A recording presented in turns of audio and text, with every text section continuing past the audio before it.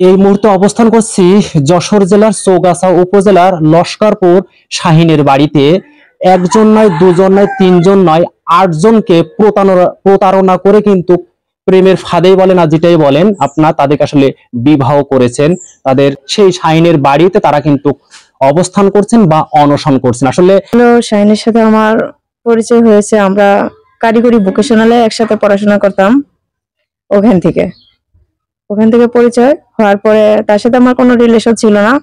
আমার বড় বোনের বাসায় আমার বড় বোনকে হাতে পায়ে ধরে ও আমাকে বিয়ে করে। বিয়ে করার পরে আজকে 2021 সালের মে মাসের 1 তারিখে আমাদের বিয়ে হয়। বিয়ের পরে আজকে এই যাবৎ আমি একটি পুত্র সন্তানের জন্ম দিই এই চৌগাছা নুবাইট হসপিটালে। সিজারিয়ান ভাবে আমার বেবি জন্ম হয়। এতদিন আমি বিবাহিত জীবনে আমি জানতে পারি নাই যে ওর বউ বাচ্চা আছে। তারপরে আমি বিয়ের অনেকদিন পরে জানতে পারি যে তার বউ বাচ্চা আছে। আর আমি তার ফ্যামিলির সাথে যোগাযোগ করছি, তার ফ্যামিলির সাথে কথা বলছি, তারা কখনোই আমাকে বলে নাই তার বউ বাচ্চা আছে। যখন 3 জন অবস্থান করছেন শাহিনের বাড়িতে, এখন মূল যেহেতু তার বাসা বাড়িতে তো কেউ নাই দেখলাম, এখন আপনারা আসলে কি দাবিটা চাচ্ছেন বা কে আছে আপনাদের পরবর্তী স্টেপটা কি বা কি করবেন বা কি দাবিটা নিয়ে এখানে আসছেন? আমি আজ থেকে 1 সপ্তাহ আগে এই বাড়িতে অবস্থান করি। আমার দাবি হচ্ছে, যেহেতু অনেকগুলো বিয়ে করে ফেলছে, 8টি বিয়ে করছে এবং 3টা বাচ্চাকে এতিম করছে, আমি মনে করি ওর ফ্যামিলি 8টি মেয়েকে এই বাড়িতে উঠাইছে কিভাবে।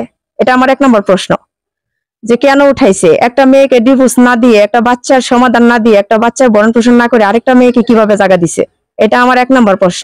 আর দ্বিতীয় কথা হচ্ছে যে এটা একটা ক্রাইম। আমি মনে করি আমার বাচ্চা 3 নম্বর বাচ্চা, 3টা বাচ্চা এতিম হয়েছে, আর কোনো বাচ্চা জানি এতিম না হয়। আপনার দেশের বাড়ি কোথায়? আমার দেশের বাড়ি ময়মনসিংহ বিভাগ, শেরপুর জেলা। এর সাথে সে আমার সাথে দীর্ঘ 2 বছর পর্যন্ত সম্পর্ক করে, মানে সংসার করার পরে আমাদের এর মাধ্যমে বিয়ে হয়। বিয়ে হলে মানে কাবিন করে না উনি। কাবিন না করার পরে আমি ওনাকে চাপ সৃষ্টি করার পরে উনি চলে আসে বাসা থেকে বারবার। আমি ওনাকে অনেকবার আরেকবার আমি জিটি করছিলাম ওনার নামে।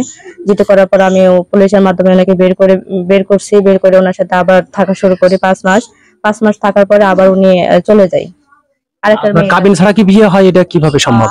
কাবিন ছাড়া বলতে কি, আমাদের হুজুর দিয়ে বিয়ে হয়েছিল, কাজী দিয়ে বিয়ে হয়েছিল। কাবিন বলছিল করার জন্য, করে একটা রিসিপ্ট দিয়েছিল, কিন্তু ওটা উনি নিয়ে যায় নাই।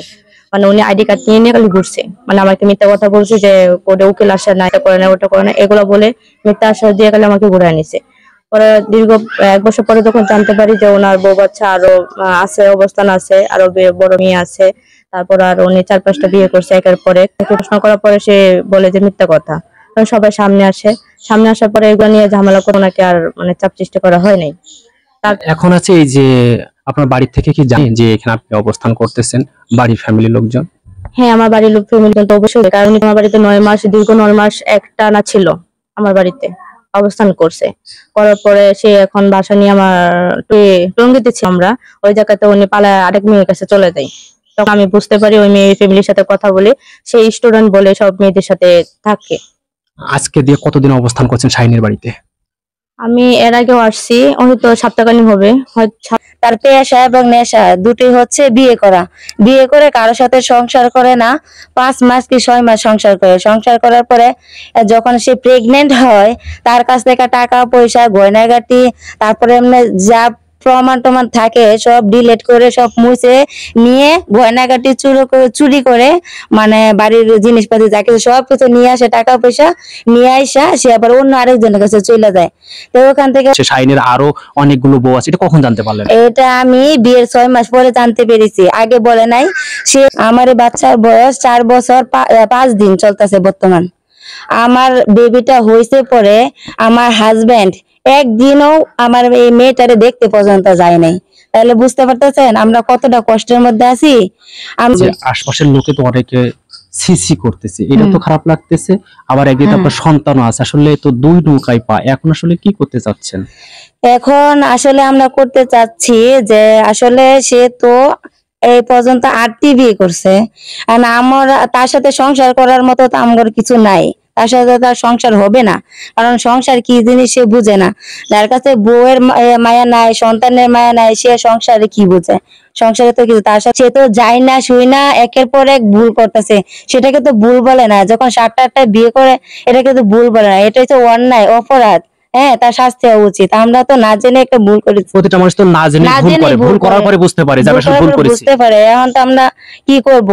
আর মেয়েটা নিয়ে কোথায় যাব? এখন থাকছেন কি, খাচ্ছেন কি? আপনারা তো 3 জনই আছেন। এখন এই জায়গায় আসলাম, আসার পরে দেখলাম আমরা দেখে আমাদের শ্বশুর শাশুড়ি সবাই পলাতক, সবাই চলে গেছে, এই বাড়িতে কেউ নাই। এখন আমরা নিজেদের মতো করে শুধু কয়টা ভাত আর ডিম বাজি দিয়ে পেট চালাইতেছি 2-3 দিন ধরে। কি করব? এদিকে তো কাউরে চিনি না, আর কোথায় থেকে বাজার করে আনবো আমরা।